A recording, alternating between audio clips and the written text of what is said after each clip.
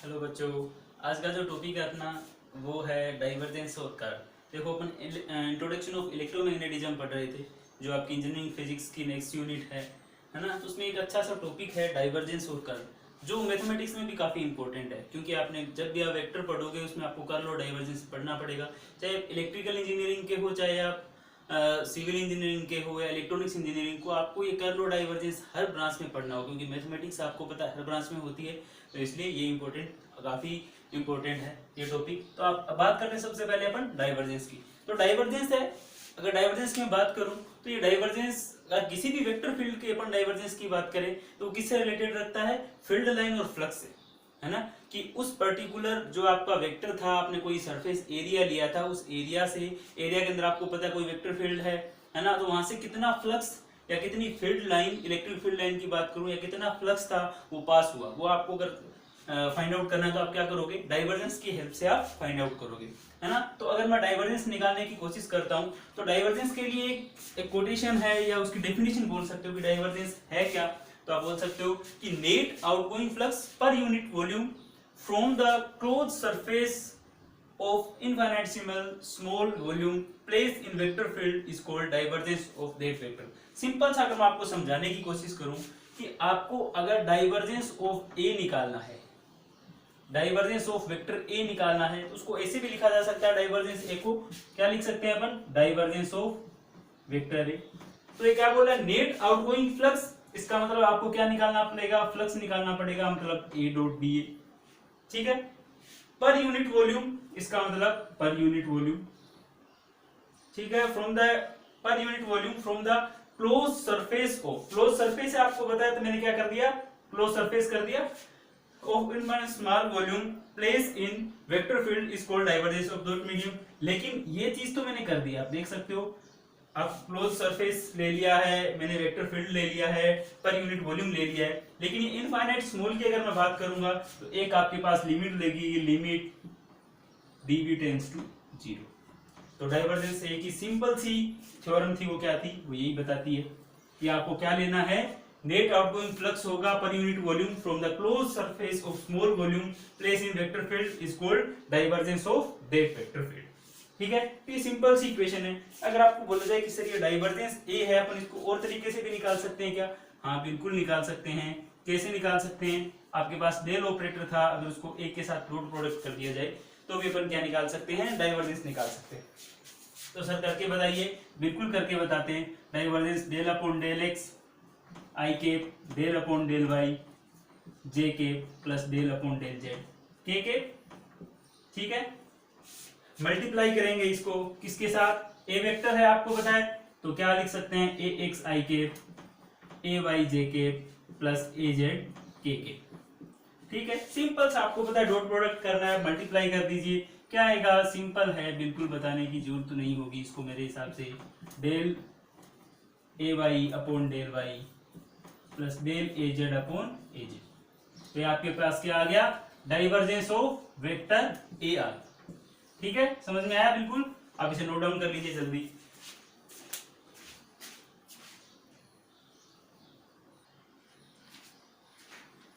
तो अपने डाइवर्जेंस का डाइवर्जेंस देख लीजिए, डाइवर्जेंस थ्योरम नहीं सॉरी, डाइवर्जेंस देख लिया था। इसके बाद डाइवर्जेंस को अपने को डिनोट करना है, जैसे कि आपको पता हो कि अगर आपके पास प्लस क्यू चार्ज है और अगर डायरेक्शन इस डाइवर्जेंस की अगर मैं बात करूं तो अगर अगर इस फील्ड लाइन की डायरेक्शन कैसी हो, कुछ ऐसी डायरेक्शन हो, तो उसको मैं क्या बोलूंगा, बता सकते हो, क्या बता सकते हो, बताओ, डाइवर्जेंस ऑफ, अगर ये इलेक्ट्रिक फील्ड लाइन है तो डाइवर्जेंस ई की वैल्यू क्या क्या आएगी, पॉजिटिव आएगी, क्या पॉजिटिव आएगी। और अगर ऐसे ही अगर आपके पास प्लस क्यू चार्ज है और अगर इलेक्ट्रिक फील्ड लाइन है वो ऐसे बाहर की तरफ जा रही है, तो आपसे इस डाइवर्जेंस ऑफ ई को क्या लिखोगे आप, निगेटिव। और अगर ऐसे ही अगर कोई आपके पास चार्ज था, तो इस अगर इलेक्ट्रिक फील्ड लाइन ऐसे जा रही है बाहर की साइड, आपको पता है ना, तो आप क्या बोलोगे कि डाइवर्जेंस ऑफ ई इस केस में कितना होगा, 0 होगा, हाँ, क्योंकि इसमें आप देख सकते हो कोई कंटेन हो ही नहीं रहा, ना तो अंदर की तरफ डायरेक्शन है ना बाहर की तरफ डायरेक्शन है ना, तो डाइवर्जेंस ऑफ ई कितना होगा, 0।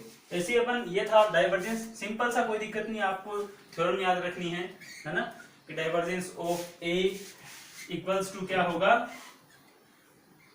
Integral A D A upon D V, और लिमिट क्या होगी, डी वी टेंड्स टू 0। तो अगर मैं बात करूं कर्ल की, देखो जब भी आप बात करते हो डाइवर्जेंस की, तो डाइवर्जेंस हमेशा कौन सा होता है, सरफेस इंटीग्रल होगा, है ना।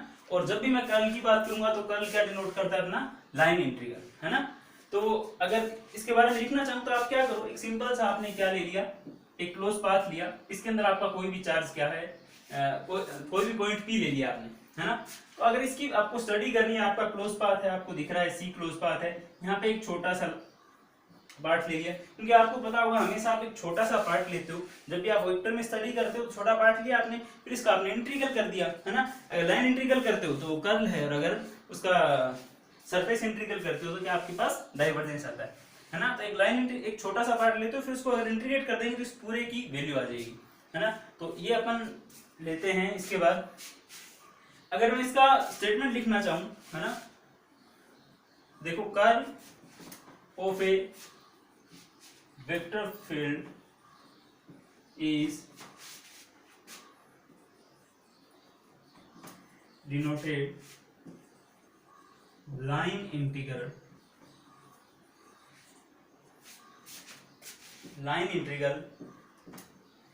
per unit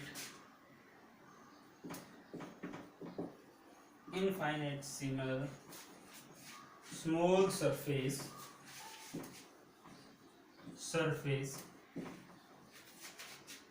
are enclosed by the path।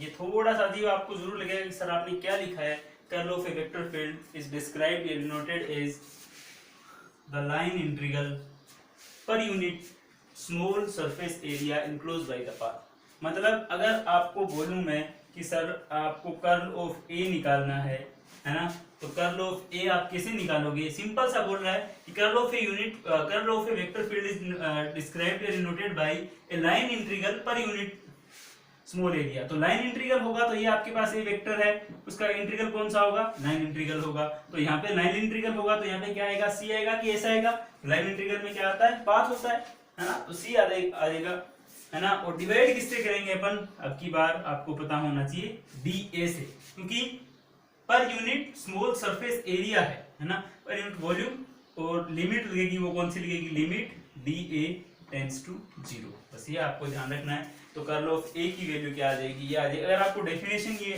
पता हो इसकी तो आप आराम से फार्मूला निकाल सकते हो। और कर्ल ऑफ ए है, अगर आपको ग्रेडियंट के टर्म में निकालना है तो कैसे निकालोगे, curl of A del cross A. और आपको पता है डेल क्या होता है, कितनी बार बता दिया सर आपने, अब तो एकदम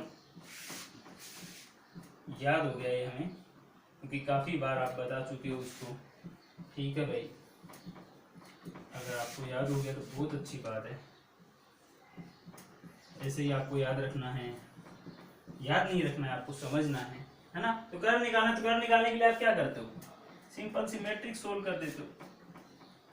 ये तो सर अच्छे से आता है हमें, ये देखो जी आपने मैट्रिक्स सोल्व कर दी है, ए एक्स ए वाई और ए जेड। ठीक है सर, ये मैट्रिक्स सोल्व कर लेंगे और हमारे पास किसकी वैल्यू आ जाएगी, कर्ल की वैल्यू आ जाएगी। सर ऐसे वैल्यू आ जाएगी, बिल्कुल ऐसे वैल्यू आ जाएगी, बिल्कुल आसान है। ठीक है, आप इसे नोट डाउन कर लो, कोई दिक्कत हो तो आप कमेंट में पूछ सकते हो। Thank you.